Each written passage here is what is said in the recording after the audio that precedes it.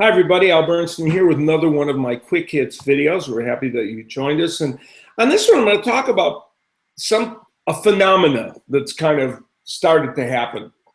And that is what's surrounding the Gennady Golovkin-David Lemieux fight that is set for Madison Square Garden in October. This fight has kind of started to take on a fascinating life of its own. And one that looks like it's going to be very, very successful, and one that could be very friendly to boxing fans. Now, on these quick hits, and in general, in my commentary of boxing over the years, I have not been one of those people that concentrates on the business side of the sport as much as I do what happens in the ring and the boxers themselves. I don't usually get preoccupied with the politics of boxing, the commerce of boxing, and those side issues. They're not my main focus. And if you've seen me over the years, you know that. But there are times, of course, where you have to talk about some of the politics of boxing because it has to do with who will end up in the ring. So it's essential to at least reference it or help people kind of understand why a fight didn't happen or why a fight may likely happen. And as for the commerce of boxing and whether fights will be successful, that is especially something that I find less intriguing, whether a fight made X million dollars or who's getting paid what, for the most part. But when it's an indicator of what's happening in the sport, or there's a reason to talk about it, I think it merits a discussion. And such is the case with the Gennady Golovkin-David Lemieux fight.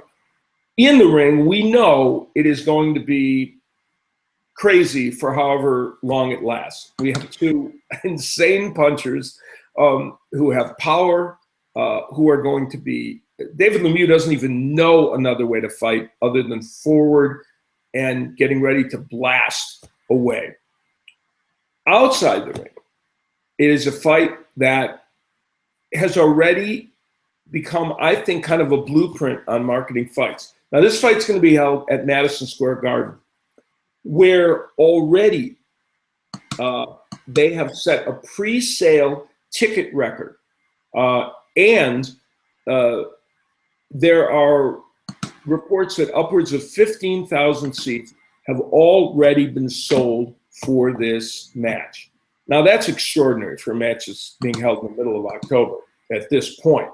And the interesting thing to me is that they made a very conscious effort to scale the ticket prices at a level that would make it possible to sell these things, as they are pricing the pay-per-view at a price that they feel will enhance people buying. I think it's $49.50. And the reason I'm talking about all this is because you take a fight in which Gennady Golovkin, who's becoming a star to boxing fans, but starting to cross over, taking on David Lemieux, who hardcore boxing fans know is very good. And they know he's a fighter that has the ability to give Gennady Golovkin a very rough night, and he's an exciting fighter. But casual fans don't know that.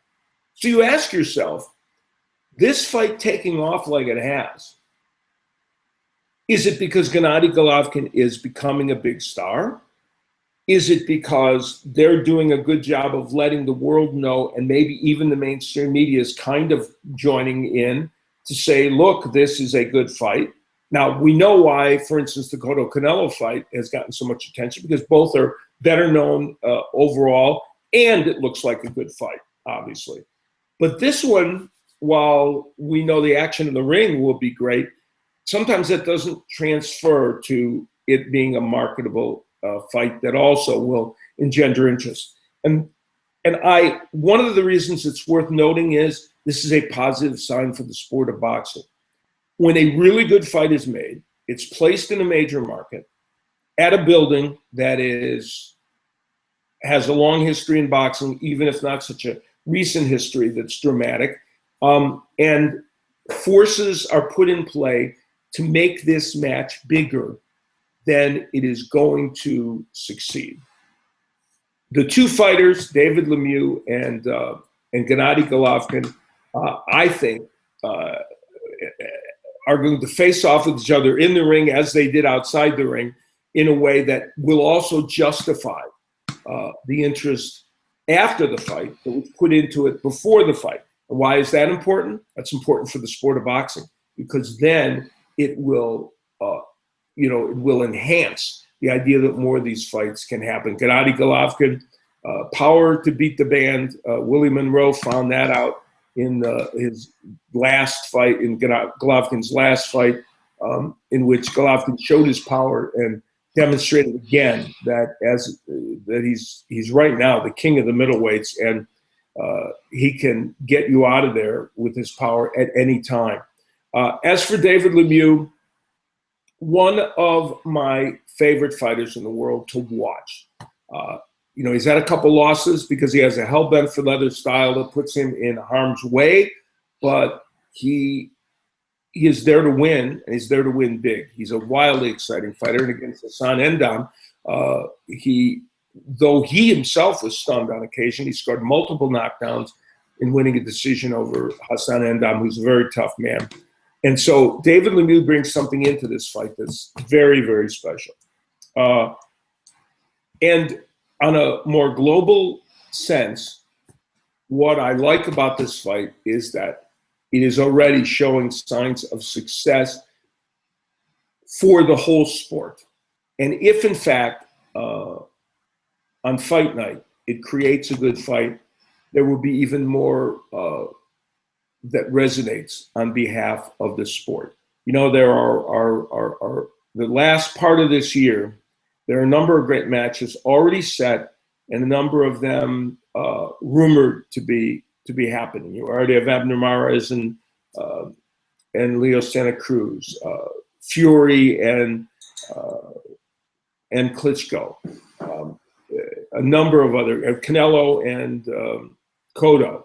Great undercard on the Mayweather-Berto fight with Roman Martinez and taking on Orlando Salida, and George Groves against Badou Jack, and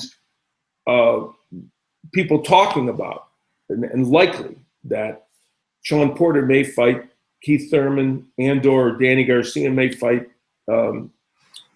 Guerrero, or some combination thereof. So we've got a lot of these matches coming up, and I hope all those fights resonate in the way that this one is, because they're all interesting and good fights. And this maybe sets the blueprint for how they may move forward.